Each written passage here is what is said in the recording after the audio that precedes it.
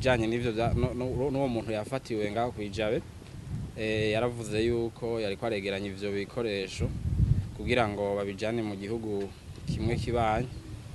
kugira ngo bashobore gukora umugwi w'inkozi z'ikibi wohejeje ukagaruka gutera ngaha mu Burundi. Aravuga yuko bari ku mutaga babirirwa mu nzu bari barindiriye gusa impapuro z'inzira zimwe bita passport kugira ngo baheze bace bagenda aho hantu. Uno munsi rero ku mutaga naho nyene ibikorwa vyo gusaka vyabandanije na cyane bihereye ahejo hari hafashwe ibigwanisho aho kwijabe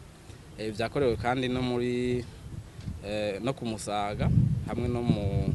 Cibitoke hamwe no mu Kinama. Ibijanye n'ivyabaye ejo ku Musaga icegeranyo c'igipolisi kivuga yuko hariho abajejwe umutekano b'abasirikare